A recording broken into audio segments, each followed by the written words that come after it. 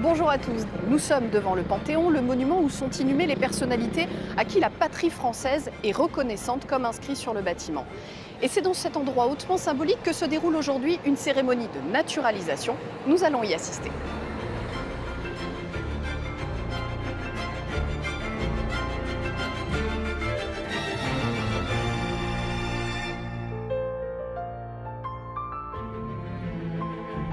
Quelques 200 personnes deviennent françaises aujourd'hui. Pour elles, c'est l'aboutissement d'un long parcours, la concrétisation d'un choix de vie.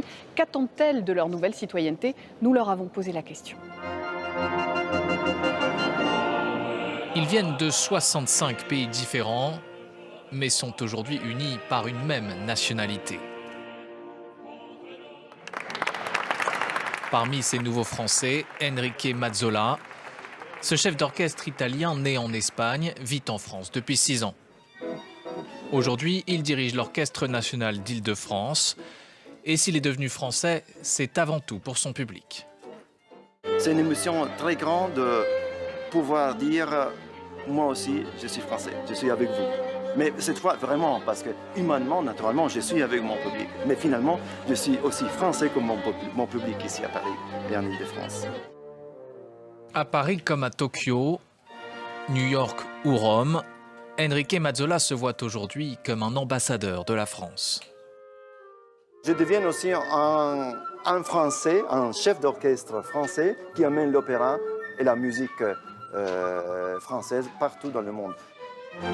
Si pour certains la France est un pays d'adoption, pour Nesrine Outemzabet, c'est ici que sont ses racines. Elle est arrivée en France à l'âge de 3 ans avec ses parents. Originaires de Kabylie, ils ont fui la guerre civile en Algérie. Là, c'est quand on est arrivé ici, à Paris, à côté de la Tour Eiffel. Nesrine a grandi avec les deux cultures, française et algérienne. Petite, elle fête aussi bien Noël que l'Aïd, parle en français et en kabyle. Elle en oublie presque qu'elle n'a pas la nationalité française. J'ai étudié comme tout le monde, j'ai suivi les mêmes cours, donc je me sentais pas spécialement différente. Je sentais pas qu'il me manquait quelque chose en particulier. Nesrine attendra ses 18 ans avant de faire une demande de naturalisation. Elle l'obtient 2 ans plus tard, en même temps que son père, mais ce n'est pas pour autant qu'elle se sent plus française qu'avant. Je me sentais déjà française dans l'âme. Après, avoir la nationalité française, ça m'a juste permis d'avoir le papier qui va avec. Daniela Garcia Pezza, elle aussi, a grandi avec 2 cultures. Scolarisée dans un lycée français au Venezuela, elle débarque à Paris en 2009 grâce à une bourse du gouvernement français. Très vite, elle se rend compte que sa situation est précaire. À certains moments, je me sentais vraiment étrangère. Quand je rentrais à l'aéroport, de voyage, que ce soit professionnel ou de vacances, ok, on me demandait mon passeport. Ah, attendez, vous avez un visa et vous faites quoi? On me demandait pas mal de questions. Et du coup, à chaque fois, de me justifier pourquoi j'étais en France, c'était un peu dur. Pour obtenir la nationalité, Daniela a dû rassembler et traduire des dizaines de documents, 2 ans et demi de calvaire administratif. À la fin, un immense soulagement, mais aussi la prise de conscience que sa nouvelle nationalité s'accompagne de nouveaux devoirs. Je sens un peu la pression dans le sens aussi, maintenant que quand je vais voter, ça va compter aussi. Donc je dois bien choisir, bien me renseigner, être bien présente dans la culture française, dans tout ce qui se passe, suivre tout ça.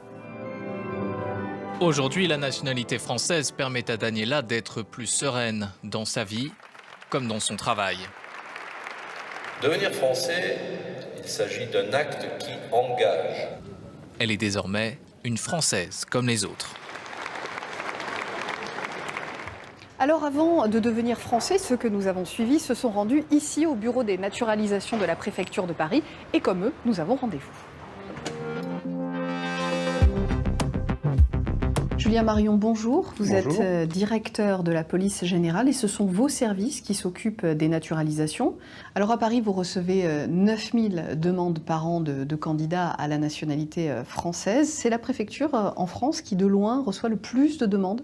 Oui, Paris pèse à peu près 10% de l'activité nationale en matière d'accès à la nationalité française. C'est beaucoup. Ça illustre le poids de Paris sur le territoire national. Ce qui est intéressant, c'est de relever qu'à Paris, on a une écrasante majorité de postulants qui se présentent pour acquérir la nationalité française par décret, c'est-à-dire pas de manière automatique, pas parce qu'ils sont liés par le mariage ou par l'ascendance à un ressortissant français. Ces demandes de naturalisation par décret, ça représente 90% des dossiers que nous voyons passer chaque année. Ça, c'est une vraie spécificité parisienne. Alors c'est ici que vous recevez les candidats pour un entretien d'assimilation. Comment se passe cet entretien et que cherchent à déterminer vos agents ?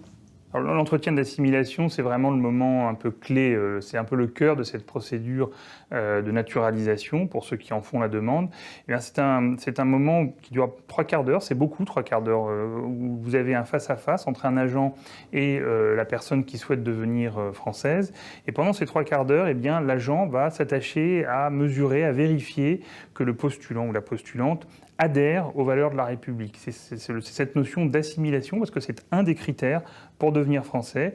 Il y en a d'autres, il faut résider en France, il faut être intégré, avoir suffisamment de ressources, mais il faut surtout montrer qu'on adhère profondément aux valeurs qui sont celles de la République française. Alors on imagine qu'il y a beaucoup de refus aussi. Comment est-ce que ça se passe ? Et les pourquoi ? refus sont minoritaires. Ils concernent un peu moins du quart, ou à peu près le quart des dossiers qui sont examinés. Il y a plusieurs raisons qui peuvent être précisément l'insuffisante adhésion aux valeurs de la République française, révélée à l'occasion de l'entretien d'assimilation. Ça peut être un défaut d'intégration, un défaut ou une présence insuffisante en France, par exemple. Toutes ces raisons peuvent conduire à rejeter ou en tout cas à décaler parfois un accueil dans la nationalité française. Merci beaucoup, Merci à vous. Marion. Alors justement, puisque nous sommes dans le bureau où ces demandes sont étudiées, nous allons revenir sur la procédure de naturalisation. Comment accéder à la nationalité française ? Explication. Pour effectuer une demande de naturalisation, il faut être majeur et résider en France. La durée de résidence minimum est de 5 ans, mais elle peut être réduite dans certains cas. Un étudiant étranger qui a obtenu le diplôme d'un établissement d'enseignement supérieur français peut ainsi demander la nationalité au bout de 2 ans. Ceux qui ont effectué le service militaire ou se sont engagés volontairement dans l'armée française n'ont pas de durée minimale pour effectuer une demande, tout comme les réfugiés. Pour devenir français, les étrangers doivent être assimilés à la communauté française. Cette assimilation passe par la maîtrise de la langue de Molière, la connaissance de l'histoire et de la culture française, ainsi que l'adhésion aux valeurs de la République. Un agent de l'État est chargé d'auditionner les candidats lors d'un entretien individuel, à l'issue duquel ceux qui remplissent l'ensemble de ces conditions doivent signer la charte des droits et des devoirs du citoyen français. Enfin, tous ceux qui veulent devenir français ne doivent pas avoir fait l'objet de condamnations pénales en France, comme à l'étranger. Leur comportement civique doit être exemplaire, au niveau du paiement de l'impôt tout particulièrement. En 2017, 83 674 personnes ont obtenu la nationalité française, soit une baisse de 5,7% par rapport à l'année précédente. Et nous sommes maintenant avec la sociologue Sarah Mazouz. Bonjour, vous êtes spécialiste des processus de naturalisation et vous avez écrit un livre qui s'intitule « La République et ses autres ». Ces autres, justement, on va en parler, mais on va peut-être commencer par déconstruire un cliché. La France, patrie des droits de l'homme, est-elle plus accueillante que ses voisins ? Est-elle plus protectrice ? Ça dépend de à quel niveau vous placez l'accueil. Si on parle de naturalisation, les taux de naturalisation continuent d'être importants en France et plus importants qu'en Allemagne, par exemple, ou dans d'autres pays européens. Mais par exemple, si on pense à l'accueil des réfugiés syriens en 2015, l'accueil, ce serait plutôt l'Allemagne qui est le pays européen le plus accueillant. On a beaucoup parlé de la fameuse intégration des minorités dans la société française. Est-ce qu'elle traite, cette société française, différemment ceux qui ont hérité de la citoyenneté de leurs parents, de se dénaturaliser ? Du côté de la nationalité, cette question du statut du naturalisé, juridiquement, et du point de vue de la pensée de l'État, en effet, il y a quelque chose qui reste toujours inaccompli dans la façon qu'a l'État d'envisager un naturalisé par rapport à quelqu'un qui est né français. Et c'est mis en acte en partie dans ces cérémonies, au moment même où on célèbre l'accueil dans la nationalité française et dans la citoyenneté française, on signifie à ces personnes qu'elles ne sont pas des Françaises comme les autres et qu'il faudra qu'elles continuent à faire un effort pour prouver, pour montrer patte blanche. Est-ce que tous les candidats ont les mêmes chances d'obtenir leur naturalisation ou est-ce qu'il y a des profils qui sont plus privilégiés? Alors à la fois, il y a des choses qui tiennent vraiment aux conditions réglementaires, c'est-à-dire la condition par exemple de résidence, qui est une condition centrale dans les conditions de recevabilité, c'est-à-dire avoir un emploi et un emploi stable. Ça joue et ça joue par exemple en défaveur des étudiants. Mais après, ce qu'on voit en pratique, c'est aussi que il y a des profils qui ont plus à donner leurs preuves et des profils qui sont vus comme ne correspondant pas à ce que c'est qu'être français. Typiquement, une femme voilée a peu de chances, en tout cas moins de chances de voir son dossier traité de manière favorable qu'une personne qui n'est pas voilée.